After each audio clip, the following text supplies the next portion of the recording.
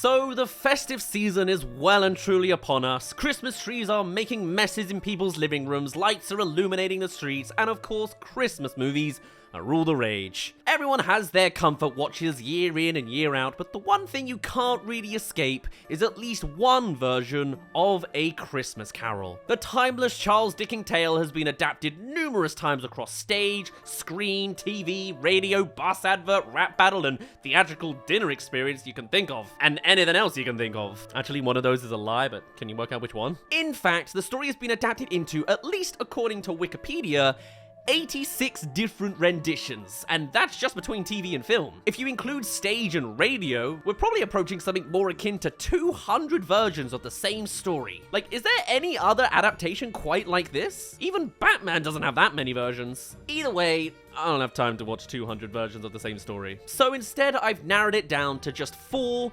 3D animated versions of the Christmas classic. It's everything I could find under the lens of 3D animation. So let's have a step through time again and again and again. Dear God, help my Christmas spirit. Let's start with A Christmas Carol, 2009. This is the one that features Jim Carrey as Ebenezer Scrooge and various other voices. And keeping as close to the source material as possible, this one really does stick as close to the beat as it can. You know how it goes. Scrooge is a grumpy old man who hates Christmas and is constantly trying to save money by ripping off his employees and the people that owe him money. On Christmas Eve, he's visited by 3 ghosts, the spirit of Christmas past, present, and Christmas yet to come. Upon seeing the error of his ways, usually at the expense of young boy Tiny Tim having some form of illness or injury, he changes his tune, embraces the Christmas spirit, and becomes a kinder man as a result. The true distillation of the Christmas spirit. And the 2009 version is pretty on it. The setting is Victorian London, all the characters from the book are present and accounted for, and this is definitely the darkest of the 4 we're going through today. The others are of course cleaned up for a more kid-friendly audience, but this is definitely the most ghostly of them all, thanks in no small part to the animation style. I watched this movie in cinemas in 2009. I was a ripe 14-year-old, and honestly, that's probably the youngest I could have gotten away with seeing this movie because it was still pretty scarring. This is a Robert Zemeckis project, as he's the one who took the helm for this version, utilizing the same performance capture technology he employed for Beowulf and the other creepy Christmas movie, The Polar Express. This was very much done under his Image Movers production brand. Everything was mocapped and a little bit too hyper-realistic in a weird, uncanny way. It's 2009. It's debatable whether you could say this is good or bad animation. The creepy vibes definitely fit, and the animation is definitely more refined here than the other alternatives, with more detail in the textures and movements.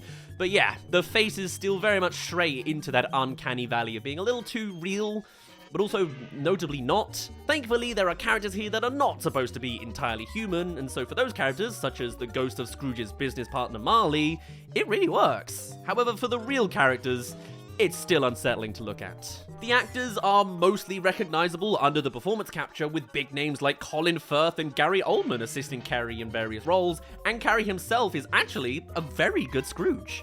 He sells the grumpy old man act very well without going over the top in the voice. But I don't know, man, you just can't get away from this animation style being super unsettling. It's like a car crash I can't look away from. But with it being the most faithful adaptation, it really helps with the spookier vibes. And there are no concessions made for children here. Thankfully, 14-year-old me couldn't be that scarred in cinema, but the ghost of Christmas past is a whispering, unblinking flame. Christmas present is a commanding present with like skeletal orphan children under his gown, and Christmas yet to come is a silent specter of a grim reaper obscured by a snowstorm.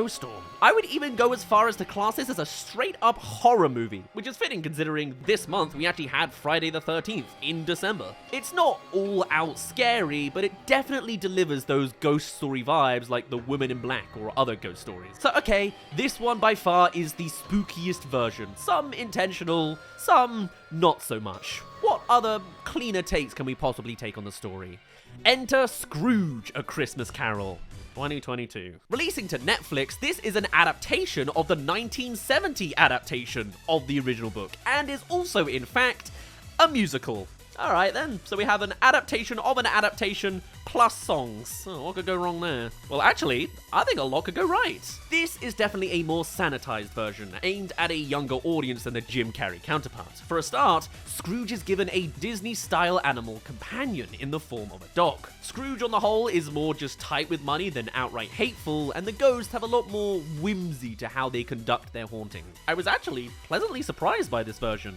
Sure, it is a cheesy musical, but actually there's things to enjoy in this. The animation, handled by Timeless Films, actually embraces the tale of being animated more than any of the other versions. There is just some beautiful scenery at work here, especially when the Ghost of Christmas Past takes Scrooge, where the room starts breaking apart into this liminal space. People freeze in motion or create echoes behind them. It's really quite beautiful and visually striking. There are a lot of moments like that you just couldn't do in live action, paying particular attention to the Ghost of Christmas Future sequence with a fractured skyline and all manner of ghostly ghouls floating around. The songs themselves are actually good as well.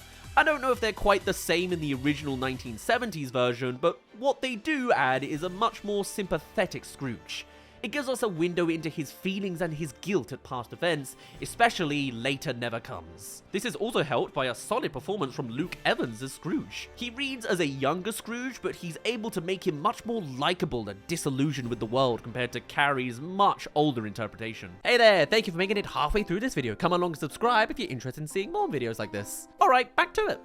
Olivia Colman is having a lot of fun as the past ghost. Her character design is really intriguing as well, being more of a wax candle and having a more malleable body, allowing her to squash and stretch into different faces and objects.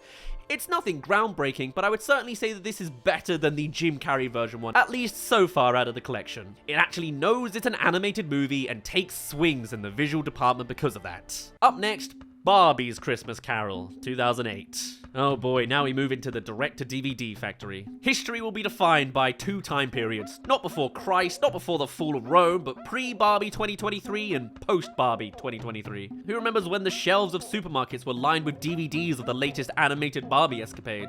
Before the brand brought Margot Robbie in and became self-aware, they would pump out anything from this to Barbie rides a horse to, I don't know, Barbie sips a cup of tea for 90 minutes. It probably exists out there.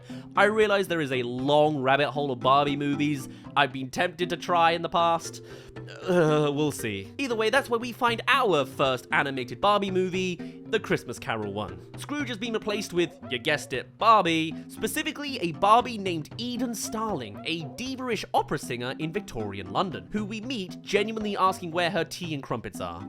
I, as a Brit, am offended by this stereotyping. And she complains about the amount of butter. There's no such thing as too much butter on a crumpet. You want it to pool, you want it swimming.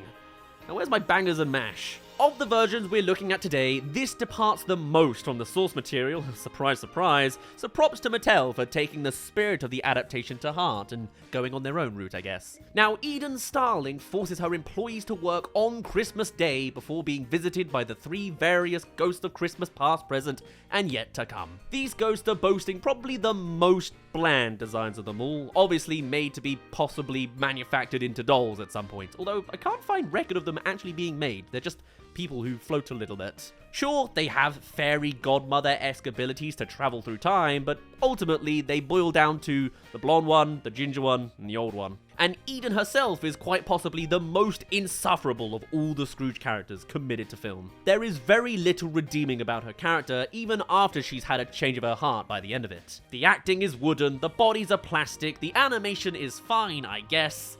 It's serviceable, but did this really need to be a whole movie? What really doesn't help it even further is that it's framed as Barbie telling the story to her daughter? Sister?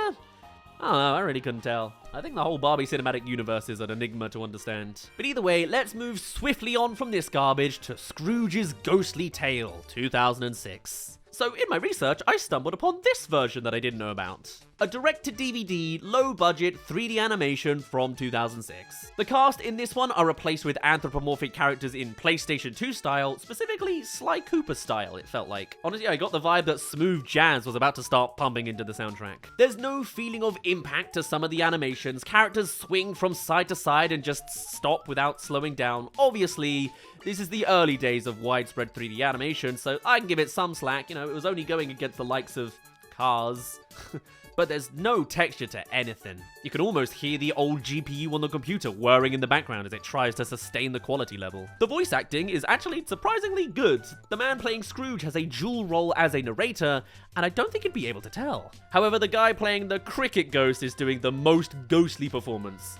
Every word is drawn out and wobbly and haunting. The Ghost of Christmas Past is doing the best pass of an American doing a Professor McGonagall impression, and when the Ghost of Christmas Present turns up as a kangaroo, didgeridoos kick in. Is that cultural appropriation? Actually, now that I'm checking the cast list, Marley and the Christmas Present Ghost share a voice actor, so if he's aiming for caricature, he's actually doing a fantastic job. In fact, there's a lot of doubling up of characters in this. I assume to keep the budget down, but actually they do a very good job of making the cast feel a lot broader than it is, so I guess I stand corrected. It's the shortest of the bunch, clocking in at just 47 minutes, but the whole time I was watching it, I was trying to figure out why they had decided to go with the animal approach. Sure, this could be set in the same universe as Zootropolis or something, but there's not really any link between the choices of animals. Scrooge is a skunk because he's grumpy? The Cratchits are rabbits because...